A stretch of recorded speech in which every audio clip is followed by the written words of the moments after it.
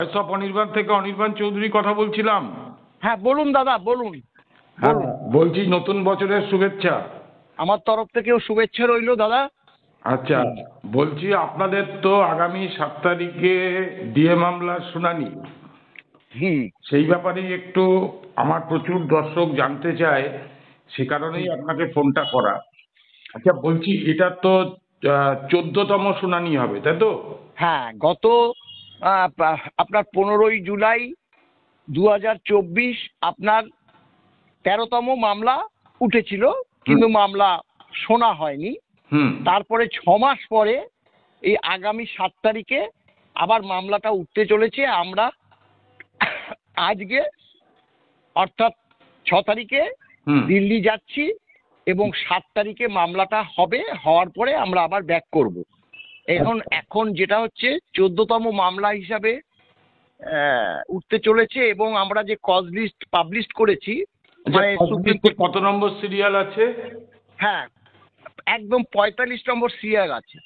বাবা, অর্থাৎ তার মানে 45 নম্বর 50-এর ঘর থেকে 40-এর ঘরে আসতে 3 বছর সময় লাগলো।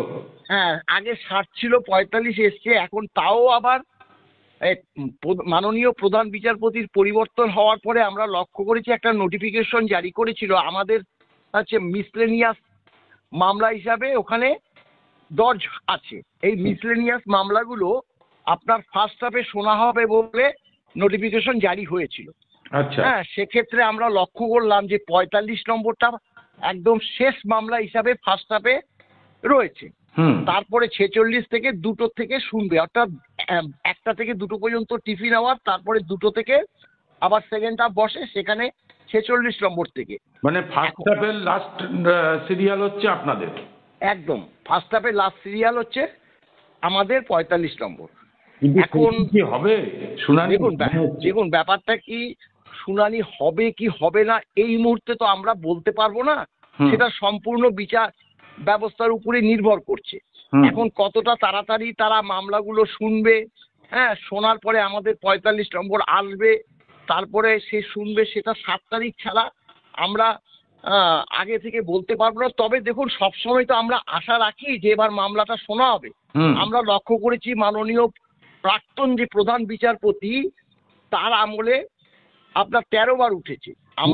আমরা 2-4 বার ওঠার পরেই তাকে আমরা আমরা যেহেতু মামলাকারী সংগঠন, আমরা কোনো চিঠিপত্র দেইনি, হুম। কিন্তু কর্মচারী সমাজ, অবসরপ্রাপ্ত কর্মচারী সমাজ, তারা কিন্তু বারংবার রিকোয়েস্ট করেছে যাতে আইন মাফিক মামলাটা শুনে যা হয়, ইয়েস আর নো, সেটা যাতে হয়।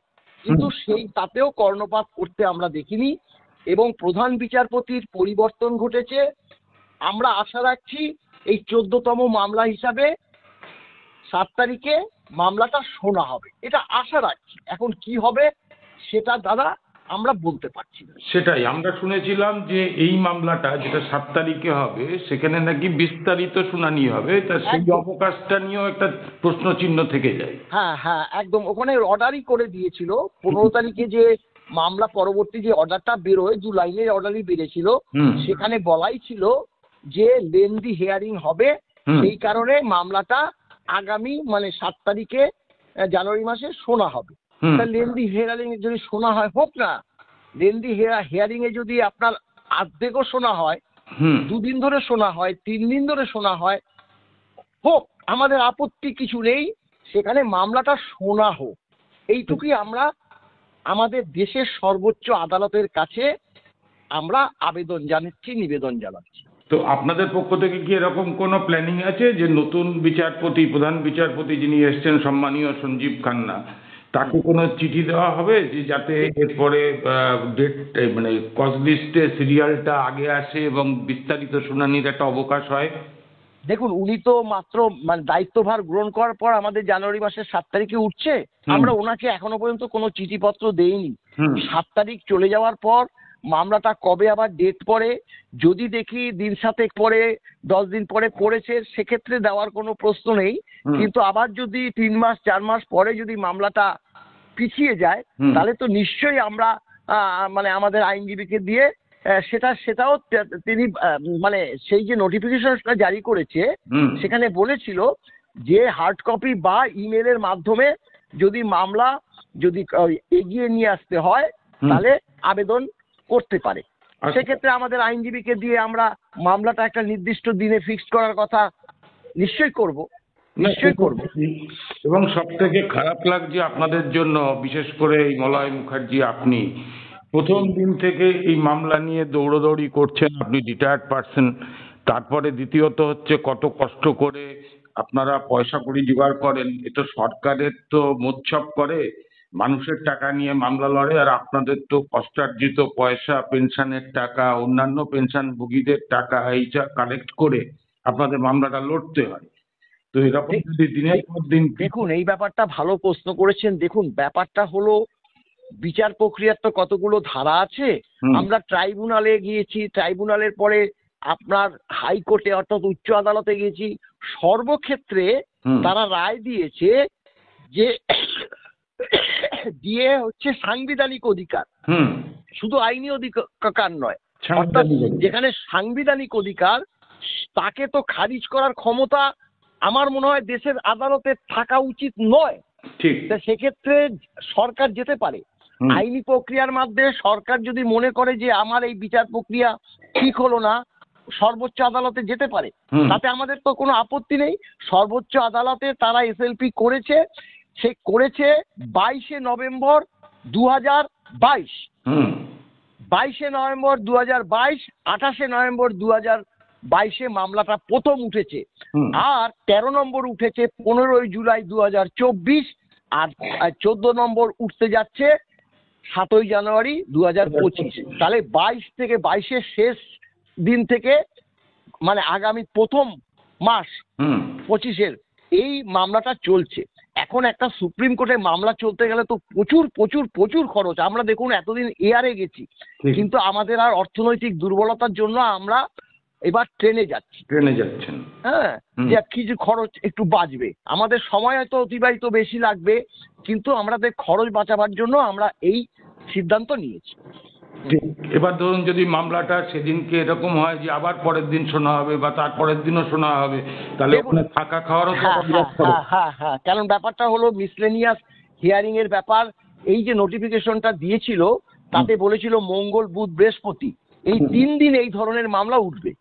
ঠিক আছে, তাহলে আমাদের মঙ্গলবার আছে, মঙ্গলবার কোনো কারণে হলো না বা অল্প একটু শোনা হওয়ার পর জাজদ্বয় বলতেই পারে যে মামলার বাকি অংশটা আমরা বুধবার শুনবো বা বৃহস্পতিবার শুনবো।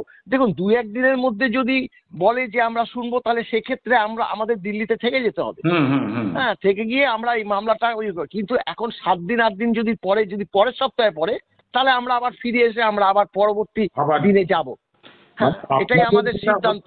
আপনি মলয় মুখার্জি, আপনি পেনশনের টাকা দিয়ে, আপনার হকের দিয়ে বা কর্মচারীদের হকের দিয়ে এর জন্য লড়াই করছেন, উকিলের খরচ দিচ্ছেন, আবার পাশাপাশি আপনি মলয় মুখার্জি আপনারই ট্যাক্সের টাকা দিয়ে সরকার আপনার দিয়ে আটকাবার চেষ্টা করে। এই তো বিচিত্র না। দেখুন, ব্যাপারটা কি, আমাদের কর্মচারী সমাজ, শিক্ষক সমাজ আমাদের কিছু কিছু করে অনুদান পাঠিয়েছে। আমরা আমাদের সাংগঠনিকভাবে যে টাকা ছিল সেই টাকা তো বহু আগেই খরচা হয়ে গেছে।